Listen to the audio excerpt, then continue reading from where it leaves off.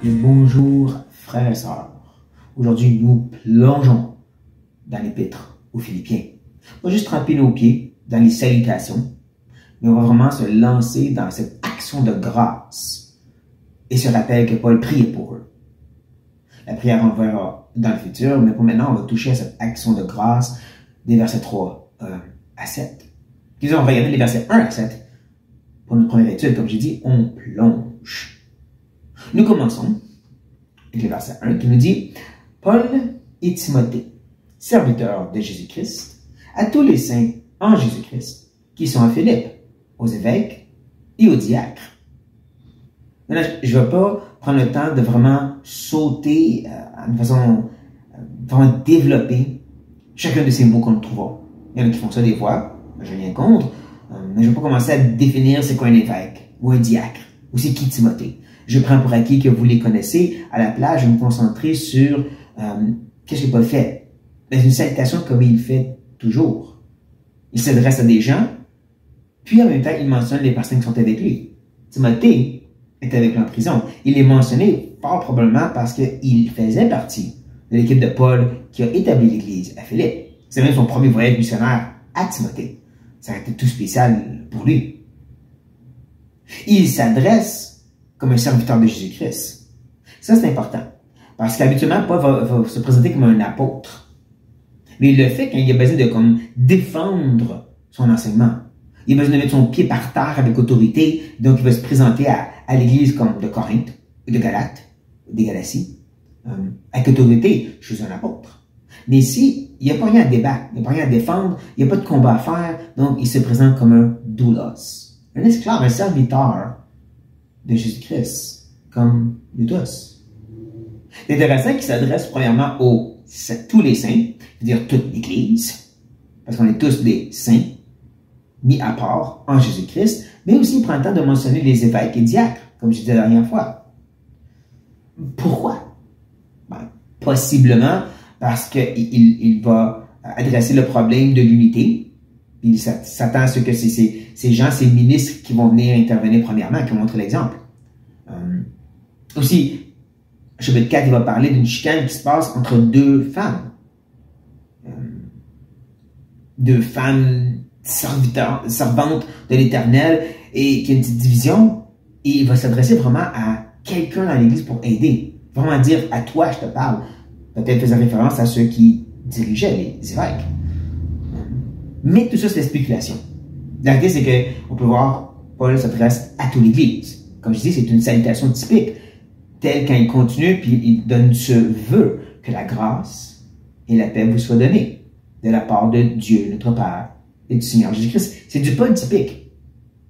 Des fois, il va peut-être ajouter miséricorde, mais bien souvent, il leur souhaite la paix et la grâce. Et ça, de la part de Dieu. Il va encore des fois distinguer entre le Père et le Fils, montrer que les deux sont séparés. Et des fois, il va parler de Jésus qui est le Seigneur et notre Dieu, pour montrer que Jésus, c'est Dieu. Peu importe, l'idée, c'est que ça vient de Dieu. Et que le Père et le Fils qui sont séparés font aussi partie du même Dieu trinitaire. Et c'est de Dieu qui vient de cette grâce et cette paix. Comme je dis, c'est une salutation bien typique de la part de Paul, mais c'est là qu'on commence la partie plus personnelle.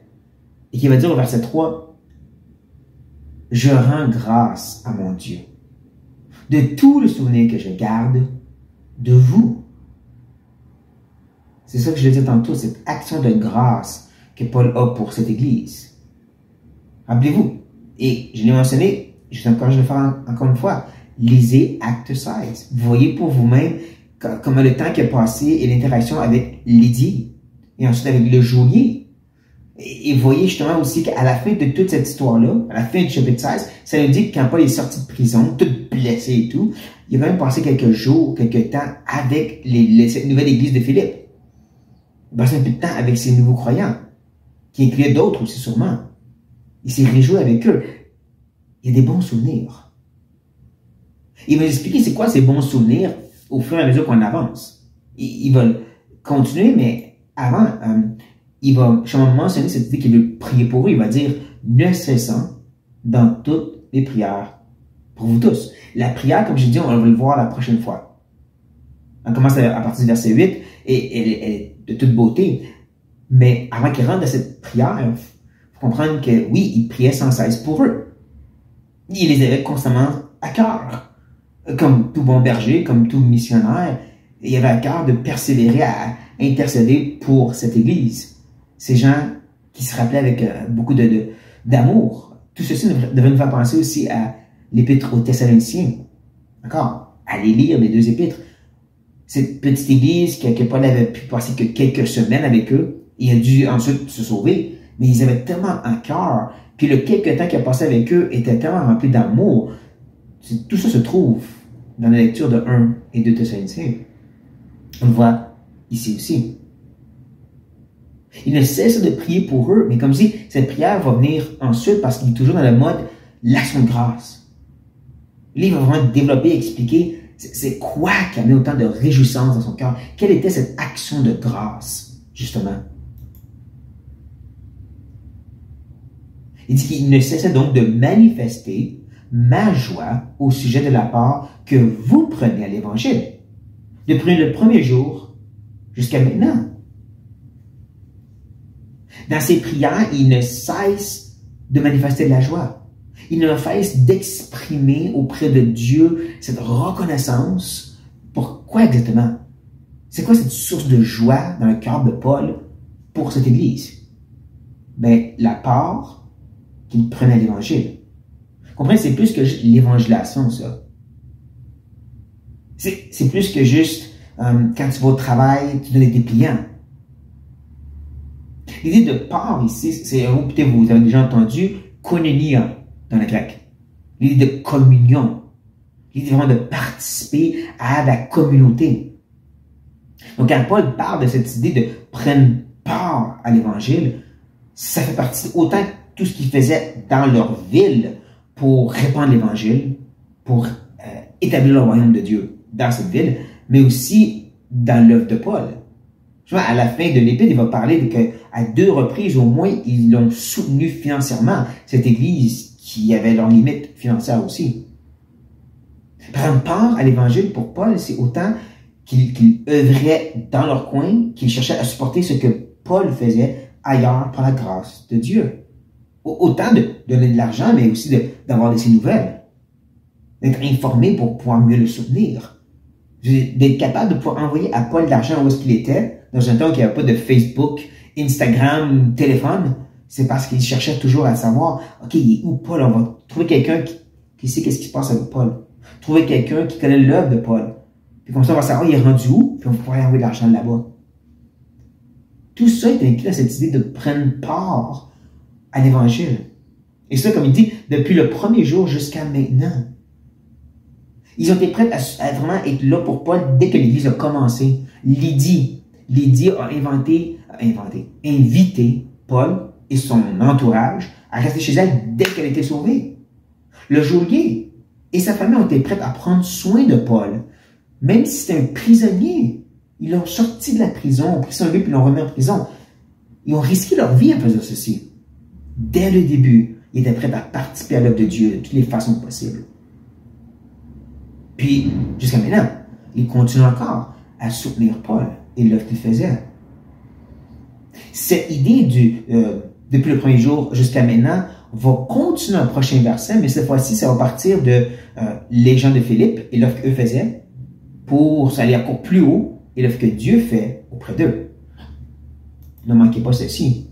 Il dit, je suis persuadé que celui qui a commencé en vous cette bonne œuvre la rendra parfaite pour le jour de Christ. C'est brillant, c'est l'apôtre Paul. Et il parle de cette idée de qu'est-ce que eux font depuis le premier jour jusqu'à maintenant. Et là, il recule puis dit, mais c'est Dieu qui fait ça en vous, à travers vous. Et ce qui a commencé, il va le terminer. Depuis le premier jour jusqu'à la fin, est-ce que vous voyez le lien et l'inversement et comment qu'il recule encore plus loin, puis nous donne la perspective justement divine dans tout ceci. Que ce Dieu a commencé cette bonne œuvre en nous. C'est Dieu qui a ouvert le cœur de Lydie, comme ça dit dans Actes, qui lui a donné sa repentance et de voir et de s'accrocher à la croix, et donner un cœur qui voulait déjà héberger ces hommes étrangers, ou le geôlier, sa famille, de prendre soin si tendrement, de ne pas penser à ça.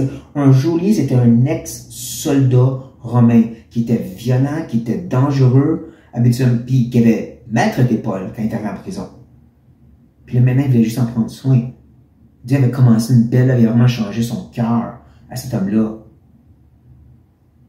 Et celui qui a commencé bonne œuvre va la terminer. Parce que le salut, il ne faut jamais oublier le salut, qui est rattaché à l'évangile, justement, est en 3 temps. Oui, la conversion, oui, on est à un moment qu'on est né de nouveau. Mais il y a aussi la sanctification. Le fait qu'on vit cette nouvelle vie maintenant. Mais il y a aussi la glorification, quand on rentre dans la vie éternelle. Ou si vous préférez, on commence par passer par cette porte étroite qui est Jésus. On marche sur le chemin étroit, puis on se rend de l'autre côté qui est la Nouvelle Jérusalem. Tout ça est inclus dans ce simple verset. Ceci, c'est ce qu'on appelle justement la persévérance des saints, qui n'est pas pareil comme une fois sauvé, toujours sauvé. La persévérance des saints dit, tu dois continuer jusqu'à la fin. Et Dieu va te préserver. Dieu va être à l'œuvre en toi. Non pas robotiquement, non pas par force. Il va agir auprès de toi et il va te garder pour t'amener jusqu'à la fin. Le danger, des fois, d'une fois sauvé, toujours sauvé, c'est te demander, te faire de la prière et que pas du reste. Non, Dieu a commencé une œuvre et il la termine. Dieu a commencé à te donner un nouveau cœur, de nouvelles intentions, une nouvelle vie, une nouvelle semence en toi, comme Jean dit dans 1 Jean. Il va la mettre pleine exécution. Tu vas ressembler à Christ. Tu vas ressembler à Christ.